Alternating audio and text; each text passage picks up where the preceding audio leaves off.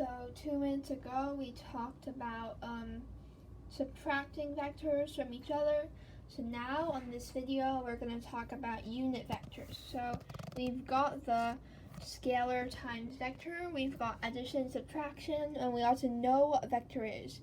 We know how a vector is different from a scalar. So if you don't know any of those, just watch my video. So assuming you've known all of those, now we're going to talk about unit vectors. So what are unit vectors? Well, there are two unit vectors, basically I and j. So the vector I here stands for moving in the x direction, 1 unit. So the positive x direction, 1 unit, like this. So that's just basically a definition of I vector. And then for vector j, that's the second unit vector. We can represent it as 0, 1. So basically moving 1 unit in the positive vertical direction. So we actually just think of it, vector I is just going to be moving like this with magnitude of 1. Vector j is going to be moving like this with a magnitude of 1. So now that we've kind of figured out and have a vague idea of what vector I and j are, so why do we need unit vectors? Because we have all the other vectors, we can represent them with x and y components, we can perform addition, subtraction, scaling them up or down, changing a direction. So literally, why do we need unit vectors? Well, unit vectors gives us a new way to represent vectors, and this is going to be really helpful in future lessons, but I won't go deep into the exact use right now. So how do I represent all vectors with vector I and vector j? So you can actually represent all the vectors with vector I and vector j simply by, so let's say I have my vector here, so my vector here, and that's just vector A. Okay, so I'm just going to name the first vector I draw vector A. So right now, how do I represent I and j? So this with I and j. Let's just assume that vector A is equal to 3, 4. This means that it moved 3 units in the horizontal direction and 4 units in the vertical direction. Now basically, vector I is just moving 1 unit in the horizontal direction. So why don't we think of this as moving, so I'm just going to use green. Why don't we think of this as the sum of moving, so we want horizontal and vertical, right? So you think of this as the sum of moving horizontally for 3 units, and then moving vertically for, okay, let's just use yellow. So moving vertically upwards for 4 units. So the sum of the green and the yellow vectors is, the sum of the green and the yellow vector is the blue vector.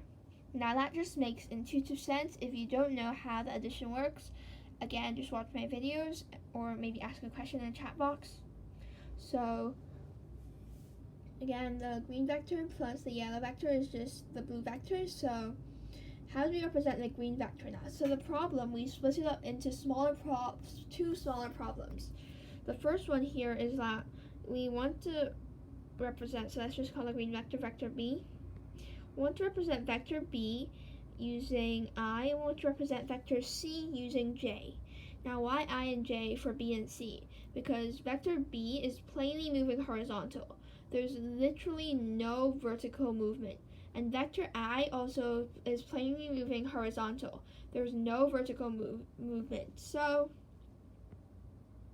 this is going to be equal to, so we know that vector B is actually just equal to 3, 0, so moving 3 units horizontally, and vector C is equal to 0, 4. So this is going to be equal to 3 vector I's plus 4 vector J's.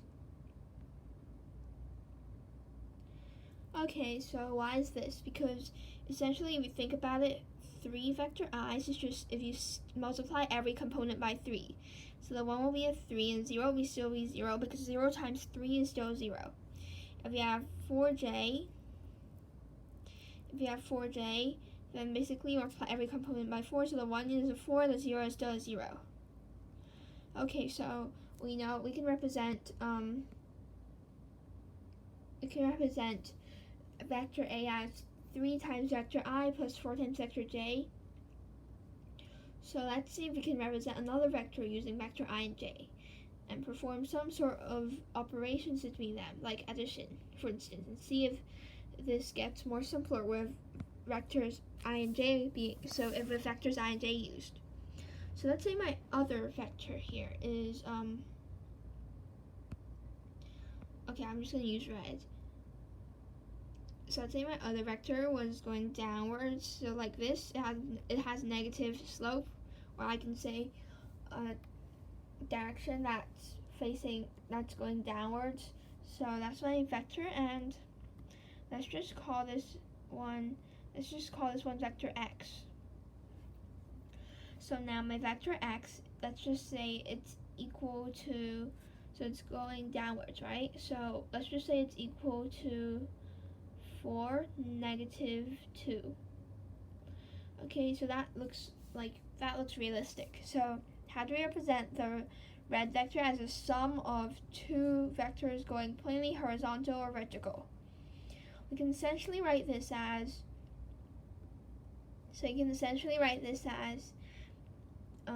vector y plus vector z. And what's vector y? So vector y is supposed to go plainly horizontal. So we can have 4, 0. That's just going 4 units to the horizontal direction. There's no vertical movement. And then we have plain vertical movement going -2 units to the vertical direction. There's no horizontal movement. Okay, so let's just draw vectors y and z. So vector y is basically like this. Yes, like this.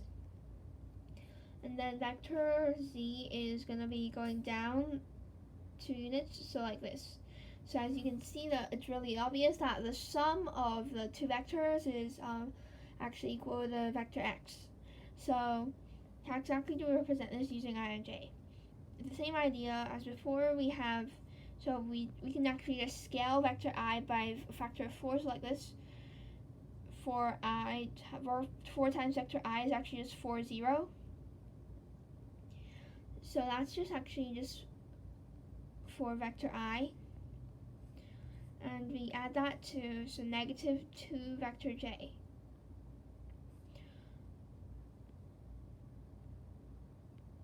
Okay, so we add that to -2 vector j. So why is that?